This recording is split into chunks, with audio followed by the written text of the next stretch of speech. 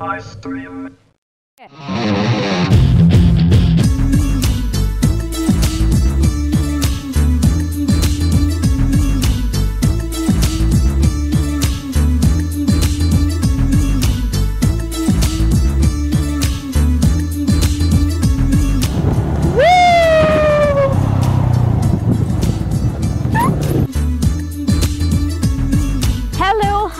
I welcome you all to another brand new episode of your favorite show For You with me, Sridevi and Suman. Yes, Sridevi. നമ്മുടെ ഈ കൊച്ചു കേരളത്തിൽ കാണാനായിട്ട് കുറെ അധികം കാഴ്ചകളുണ്ട്. അത് മാത്രമല്ല ഓരോ പ്രദേശത്തിനും ഓരോന്നിന്റെ പ്രത്യേക സ്വാദുണ്ട്. നമ്മുടെ ഫോർ യു ഒരു സ്ഥലത്ത് നിന്ന് മറ്റൊരു സ്ഥലത്തേക്കുള്ള യാത്രയിൽ ഇന്ന് എത്തി നിൽക്കുന്നത് പെരിയാർ നദീതട ജലസേചന പദ്ധതിയുടെ ഭൂതത്താൻകെട്ട് ബാരേജിന്റെ ഫ്രണ്ടിലാണ്. എന്ന് വെച്ചാൽ ഭൂതത്താൻകെട്ട് അണക്കെട്ട്. എറണാകുളം ജില്ലയിൽ തന്നെ കോതമംഗലത്ത് നിന്നും ഏകദേശം 12 കിലോമീറ്റർ അകലെയായിട്ട് ഭൂതത്താൻ അണക്കെട്ട്. വളരെയധികം പ്രസിദ്ധമാണ് ഈ സ്ഥലം. കാരണം എന്ന് വെച്ചാൽ ഭൂതങ്ങൾ നിർമ്മിച്ച അണക്കെട്ടാണ് ഇവിടുത്തെ പ്രത്യേകത. അതുകൊണ്ടാണ് ഭൂതത്താൻ അണക്കെട്ട് കുറേയധികം പ്രത്യേകതയാകുന്നത്. പിന്നെ അത് മാത്രമല്ല ഇവിടുന്ന് ഏറ്റവും ഇൻട്രസ്റ്റിംഗ് ആയിട്ടുള്ള കാട്ടിൽ കൂടെ 12 കിലോമീറ്റർ യാത്ര ചെയ്ത് ഇടമലയാർ ഡാമിൽ എത്തുന്ന യാത്ര 12 to 14 kilometers ഉണ്ട് തോന്നുന്നു. ഇതെല്ലാം കൂടെ കൂട്ടിയിട്ടുള്ള നമ്മുടെ ഫോർ യു ഇന്ന് എല്ലാവരും സ്വാഗതം ചെയ്യുന്നു. ഒരിക്കൽ കൂടി വെൽക്കം ടു ഫോർ യു.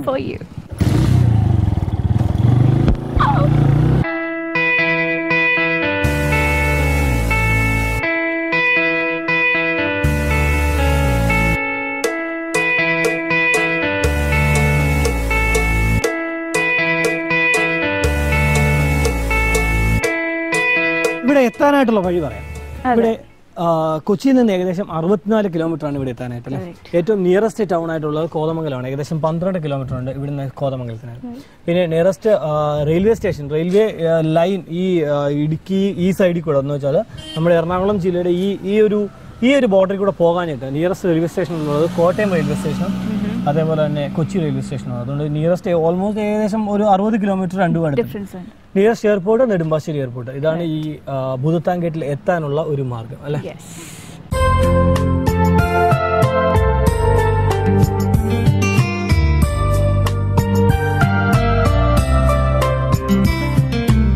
ഇപ്പോൾ നമ്മൾ നിൽക്കുന്നത് ഇവിടെയുള്ള ഒരു പാർക്കിലാണ്. ടൂറിസ്റ്റ് ഒക്കെ വന്ന് റിലാക്സ് ചെയ്യുന്നതും പിന്നെ ഇവിടെ പിള്ളേർക്ക് കളിക്കാൻ കുറെ സ്ഥലമുണ്ട്.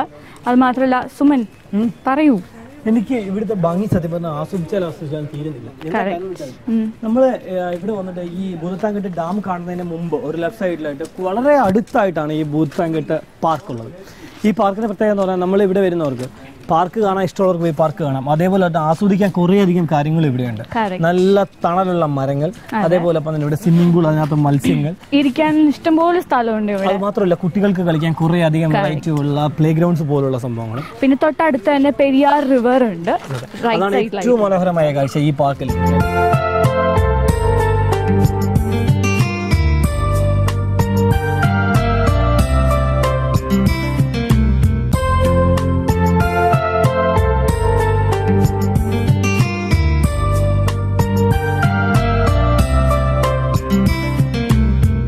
ഇപ്പോൾ ഞങ്ങൾ നിൽക്കുന്നത് ഭൂതത്താൻകെട്ട് പുതിയ ഡാമിലാണ്. ഞാൻ നേരത്തെ പറഞ്ഞു നോക്കുന്ന ഭൂതത്താൻകെട്ട് 2 ഡാമുണ്ട്, പഴയ ഡാമും പുതിയ ഡാമും. ഇത് മെയിനായിട്ട് പവർ ഹൈസിനായിട്ടല്ല ഉദ്ദേശിക്കുന്നത്, ജലസേചനം. കാര്യം ഈ ഏരിയയിലുള്ള തട്ടേക്കാട്, ഈ ഇടമലയാർ ഭാഗത്തേക്കുള്ള ജനങ്ങൾ, ഇവിടെ താമസിക്കുന്ന ജനങ്ങൾക്കായിട്ടും ഫോറസ്റ്റിലേക്ക് ആവശ്യമായിട്ടുള്ള വെള്ളം ശേഖരിക്കപ്പെടുന്ന ജലസേചനം ഉദ്ദേശിച്ചാണ് ഇപ്പോൾ ഈ ഡാം ഇവിടെ ഉള്ളത്. ഇത് തന്നെയായിരുന്നാലും കാര്യം കുറേ അധികം ടൂറിസ്റ്റുകൾ ഇപ്പോൾ ഇവിടെ വരുന്നുണ്ട്. അത് മാത്രമല്ല ഏറ്റവും നല്ല എറണാകുളം ജില്ലയിലെ ഏറ്റവും നല്ല ഒരു ടൂറിസ്റ്റ് ഡെസ്റ്റിനേഷനായി മാറി കഴിഞ്ഞിരിക്കുന്നു ഭൂതത്താൻകെട്ട്.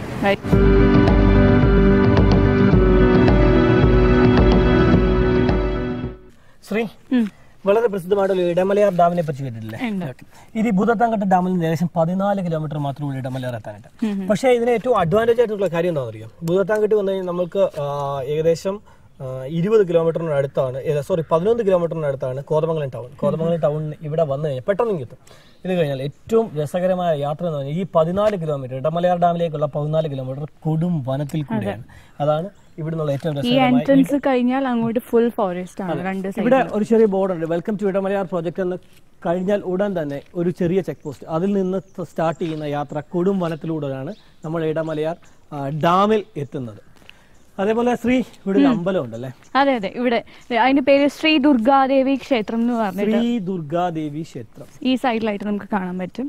അതുകൊണ്ട് നമ്മൾക്ക് ഈ ഭൂതത്താൻകെട്ടി വന്നു കഴിഞ്ഞാൽ കുറെ അധികം കാഴ്ചകൾ ഒരുമിച്ച് കാണാനുണ്ട്. ഇപ്പൊ DTPCയുടെ ഒരു ചെറിയ റെസ്റ്റോറന്റോട് കൂടിയ ഒരു ബോട്ട് സർവീസ് ഉണ്ടായിരുന്നു.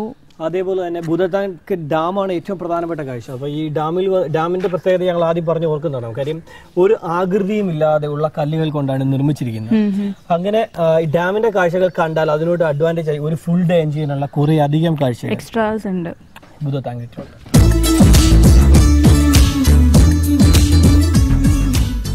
സുമൻ, ഇപ്പൊ നമ്മൾ പോകുന്നത് ഇങ്ങോട്ട് ആ പഴയ ഭൂതത്താൻകെട്ട് അല്ലേ? നമ്മള് പുതിയ ഭൂതത്താൻകെട്ട് മൊത്തം കണ്ടു കഴിഞ്ഞില്ലേ? ഇനിയിപ്പോ നമ്മൾ കാണാൻ പോകുന്നത് പഴയ ഭൂതത്താൻകെട്ട്. ഷോ, എനിക്കിനി വയ്യാട്ടോ, നീ പൊക്കോ. കാണണ്ടേ എനിക്ക് ഭൂതത്താൻകെട്ട്? വേണ്ട, നല്ല ഭംഗിയുള്ള കാഴ്ചകളാണ് കാണാൻ കൂടുതലും. ഇല്ല, എവിടെ വെയിറ്റ് ചെയ്യും? ഞാൻ ഇവിടെ വെയിറ്റ് ചെയ്യും. ഓക്കെ, അപ്പൊ ഞാൻ പോയി കണ്ടിട്ട് വരാം. ഇവിടെ നിന്നോ. ടാറ്റാ. ഈ മരത്തിന്റെ മൂട്ടി ഇങ്ങനെ നിന്നോ കേട്ടോ. സുമൻ, ഞാനേ ആ ബോട്ടിങ്ങിന്റെ അവിടെ ഉണ്ടാവും. ശ്രീദേവി എന്തായാലും ഇരിപ്പതായി. കാര്യം എന്ന് വെച്ചാൽ അവർക്ക് ഈ കാട്ടിക്കൂടെയുള്ള യാത്ര പിടിച്ചിരിക്കാൻ പറ്റത്തില്ല. കാര്യം എന്ന് വെച്ചാൽ കുറെ ഉണ്ട് നടന്നു കാണാനായിട്ട്. ഇത് ഇപ്പൊ നമ്മൾ നടന്നുകൊണ്ടിരിക്കുന്ന ഭൂതത്താൻകെട്ട് ഓൾഡ് ഭൂതത്താൻകെട്ടിലേക്ക് പോകുന്ന വഴിയാണ്. അപ്പൊ നമുക്ക് ഈ വനത്തിൽ കൂടെ മാത്രം ഇങ്ങനെ നടന്നു പോകാൻ പറ്റുള്ളൂ, വണ്ടി പോകില്ല, നടന്നു പോകാൻ പറ്റുള്ളൂ. ഓക്കെ, ഇത് എത്ര നടന്നിട്ടാണ് നമ്മളെ ഓൾഡ് ഭൂതത്താൻകെട്ടി എത്തുക? ഇത് 69 ഹെക്ടറാണ് ഈ വനം. ഈ വനം മൊത്തം ഒരു ഹെക്ടറിന് 2.5 ഏക്കറാണ്. 69 ഹെക്ടറാണ് ഈ വനം. അപ്പൊ നമുക്ക് ഇവിടെ നിന്ന് തന്നെ ഒരു 1 കിലോമീറ്റർ സംതിങ് നടക്കാൻ പറ്റും. 1 കിലോമീറ്ററോളം നടക്കാനുണ്ട്. അപ്പൊ 10-15-20 മിനിറ്റ് കൊണ്ട് ആശുവായിട്ട് എത്താവുന്നുള്ളൂ. ഈ പോണ വഴിക്ക് ഒത്തിരി ഔഷധ സസ്യങ്ങള്, മരങ്ങള്, ഇതെല്ലാം അതിനകത്തുണ്ട്. ഈ വന്യ ആൾക്കാർ നമ്മളെല്ലാം പറഞ്ഞു കൊടുക്കാറുണ്ട്. ചുമ്മാ അങ്ങനെ പോകുമ്പോൾ നേരെ പോയാൽ സ്ട്രൈറ്റ് ആയിട്ട് പഴയ ഓൾഡ് ഭൂതത്താനിലേക്ക് കുറച്ച് പാറയിലേക്കല്ലേ ഉള്ളൂ. അല്ലാതെ നമ്മൾ പറഞ്ഞുതരാം. ഇപ്പൊ ഒരു അവിടെ മരങ്ങൾ നമുക്ക് കരിമരുന്ന് തൊട്ട് ഓരോ മരങ്ങളുണ്ട്, ഞാൻ പറഞ്ഞുതരാം. ഇതൊക്കെ കിടക്കുള്ളൂ ഇവിടെ. നാച്ചുറൽ പ്ലാന്റേഷൻ അതിങ്ങനെ കിടക്കുള്ളൂ. ലേലം വെച്ച് കൊടുക്കല്ല. അപ്പം വനത്തിന്റെ ഭംഗി ആസ്വദിക്കാൻ പറ്റും. ഒന്നും പോകില്ല. ഇവിടെ എന്തൊക്കെ തരത്തിലുള്ള മരങ്ങളാണ് ഇവിടെ ഉള്ളത്? ഇവിടെ മരങ്ങൾ എന്ന് പറയുമ്പോൾ നമുക്ക് നാട്ടിൽ മരങ്ങളാണ് ഏറ്റവും കൂടുതലുള്ളത്. കരിമരുന്ന്, നെടുനാര്, കാട്ടുജാതി, അത് പിന്നെ വർഷവസങ്ങളായ ഗന്ധപ്പാല, അങ്ങനെ പോകും. ഇത് തന്നെ നോക്കി, ഇതിന് ഒരു മരം കണ്ടായിരുന്നു. ഒരു മരത്തെ വിഴിഞ്ഞേക്കണേ കാണുന്നത്. ഒരു മരത്തെ വിഴിഞ്ഞേക്കണേ കാണുന്നുണ്ടോ? അതിനുള്ളിൽ ഒരു മരം കണ്ടോ? ആ മരം മറ്റേ ഒരു വള്ളി കയറി മൂടി. ആ വല്ല വരുന്നതിന്റെ ഒരു ചേലാന്ന് പറയും. ചേല അകത്തേക്ക് മരം വിഴുങ്ങിപ്പോയത്. അത് വർഷങ്ങൾക്ക് ഇപ്പോൾ വിഴുങ്ങിപ്പോയ മരം. ചെതലരിച്ചു പോയി. ഇതിന്റെ ഒരു ഉദാഹരണം പറഞ്ഞാൽ നമുക്ക് ദേ മരത്തിൽ വള്ളി ഉണ്ടോ? അങ്ങനെ വള്ളി വന്നിട്ട് ഇങ്ങനെ റൗണ്ട് ചെയ്ത് വന്നിട്ട് ഇങ്ങനെ ഈ ഇതിനെ ഇല്ലാണ്ടായി കളയാം. ഇനി ഇതിനെ ഒരു 3-4 വർഷത്തിന് ശേഷം ഈ മരത്തിന്റെ അവസ്ഥയായിരിക്കും ആ മരത്തിനും. അത് ഇല്ലാണ്ടായി കളയും. ആ വള്ളി ഇങ്ങനെ റൗണ്ട് ചെയ്ത് ഇറങ്ങി വരും. നമ്മൾ സാധാരണ നാട്ടിൽ പറയും എത്തിക്കണി എന്ന് പറയും. എത്തിക്കണി. ഇത് ചേലാ നാട്ടിലുണ്ടായി പറ്റി കളയും. പക്ഷെ കാട്ടിലാണ് നമുക്ക് ചെയ്യാൻ പറ്റില്ലല്ലോ.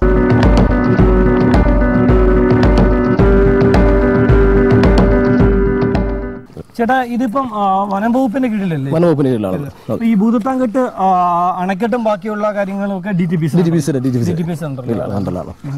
ഈ കാട്ടിനുള്ളിൽ എന്തൊക്കെ ജീവികളാണ്? ഏറ്റവും കൂടുതലുള്ള ആനയാണ്. അതുകൂടാണ്ട് സിംഹം ഒഴിച്ച് ബാക്കിയുള്ള എല്ലാ മൃഗങ്ങളും ഇതിനകത്തുണ്ട്. അയ്യോ, അപ്പൊ നമ്മളിങ്ങനെ നടക്കുമ്പോൾ എന്തെങ്കിലും പ്രോബ്ലം? അല്ല, അങ്ങനെ ഉണ്ടാവാറില്ല. അങ്ങനെ സംഭവിച്ചില്ല. അങ്ങനെ ഇടയ്ക്ക് അപൂർവമായിട്ട് കാണാൻ പറ്റുള്ളത്. ആനയൊക്കെ എപ്പോഴും കാണാൻ പറ്റും നമുക്ക്. ബാക്കിയുള്ള മൃഗങ്ങളൊക്കെ അപൂർവമായിട്ട് കാണാൻ പറ്റുള്ളൂ. അതെ, 63 ഹെക്ടർ. ഇത് മലയാറ്റൂർ ഡിവിഷന്റെ തുണ്ടൻ റേഞ്ചാണ്. മലയാറ്റൂർ ഡിവിഷന്റെ കീഴിലെ തുണ്ടൽ റേഞ്ച്. ഒരു വള്ളി കണ്ടു പറ്റത്. അതൊരു വള്ളിയാണ്. ഈ കാണുന്നത് ഇതാണ് ഒരു വള്ളി. പുല്ലാന്തി എന്ന് പറഞ്ഞില്ല. പുല്ലാന്തി ഇതിന്റെ വലിയ ടൈപ്പ് കാണിക്കുന്നത്. അതാണ് വലിയ ടൈപ്പ്. പുല്ലാന്തി ഇതിന്റെ ചെറിയ ടൈപ്പാണത്. വലിയ വള്ളി ഇതാ. അതൊരു പീസ് വെട്ടിയിട്ടുണ്ടെങ്കിൽ ആ ഒരു പീസിൽ നിന്ന് 2 ഗ്ലാസ് കുറയാണ്ട് വെള്ളം കിട്ടും.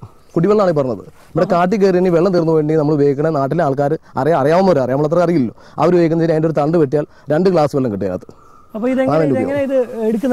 എടുക്കുന്നത് നമുക്ക് ഒരു പ്രത്യേകത ഉണ്ട്. നമുക്ക് ആ പീസ് വെട്ടിയെടുത്തിട്ട് ഒരു പീസ് ഇങ്ങനെ താഴെ മാത്രം വെട്ടിയാൽ മുകളിലേക്ക് എല്ലാം വെള്ളം വലിഞ്ഞു കയറും. ഇനി മുകളിൽ വെട്ടിയാൽ താഴേക്ക് എല്ലാം വെള്ളം വലിഞ്ഞു വരും. അപ്പൊ ഇവിടെ അവിടെ ഒന്നിച്ച് കട്ട് ചെയ്യണം.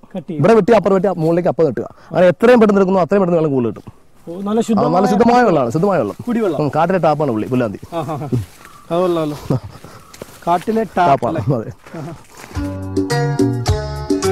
ഇതെല്ലാം കാട്ടുപന്നി കുത്തിയാണ്. കണ്ടോ? 2 ദിവസം കുത്തിച്ച് കാട്ടുപന്നി.